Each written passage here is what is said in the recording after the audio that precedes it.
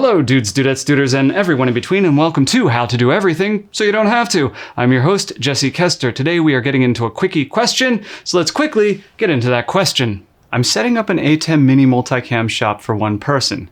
I could get a Blackmagic Studio 4K Pro and have XLR in, and that adds $500. Or I could get the Zoom for like $380. I still need to get an XLR mic with either one of those. Or I could get a Rode NT1-USB for $170 and push the 3.5mm output jack directly into the ATEM. If there's only one person in the studio, is there any reason to prefer either of those options that cost an extra $500–700? I know a lot about cameras, but don't know much about audio. Yet. Excellent question. Actually, it's two excellent questions, and we will address them separately. The first one we're going to talk about concerns audio pipeline, and the second one we're going to talk about concerns connections, the XLR versus 3.5mm debate. Let's get into pipeline first, and this is a little bit dependent on the studio you're building. If you're building the studio to hand over to the client and let them operate, I would say keep your pipeline as simple as possible. Feed that microphone directly into the camera, so when they turn the camera on, picture and sound are both taken care of. If you're going to be on set, it might make sense to feed into a Zoom, but I'm not entirely convinced that it is. The preamps on a Blackmagic camera are not as good as the preamps on a dedicated device like a Zoom or a Rode recorder.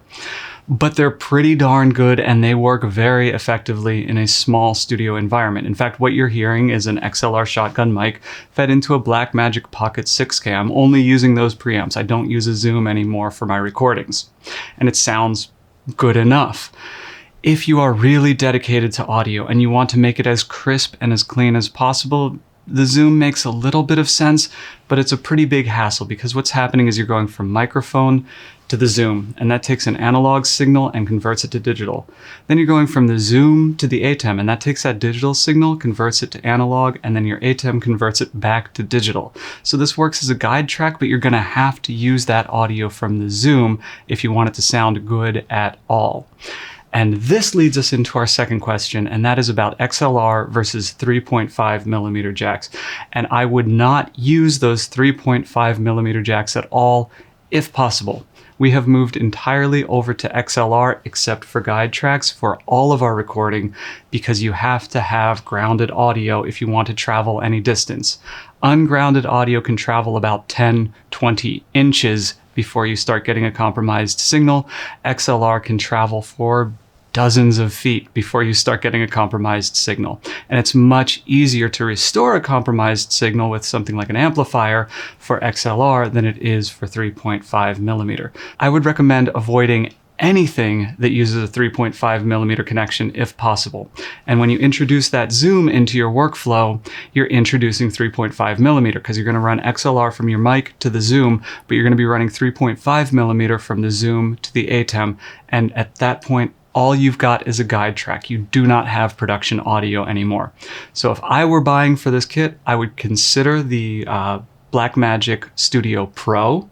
If that's a little bit too pricey, you might want to compare it to the Blackmagic Pocket Cinema 4K. They're basically the same camera with a couple of differences. I don't know if you're going to be dedicated to SDI in this studio. If you are doing SDI, then the Pro Studio is the way to go, hands down, no questions asked. But if you're not doing an SDI build out in your studio, if you're doing HDMI instead, which is possible in a smaller studio, though it's not recommended, you'd be fine with the Blackmagic Pocket Cinema 4K. It does have balanced XLR in. You just need to get a $20 converter from the XLR regular to XLR mini. But do not use 3.5mm jacks in your professional pipeline if at all possible. I hope this was helpful. Good luck, and I'd love to see what that studio is creating once it's up and running. Please, if you remember, leave a link below. We'd love to see what you're working on. Thank you so much for watching. Until next time, I'm Jesse Kester, and this was How to Do Everything So You Don't Have to. Bye.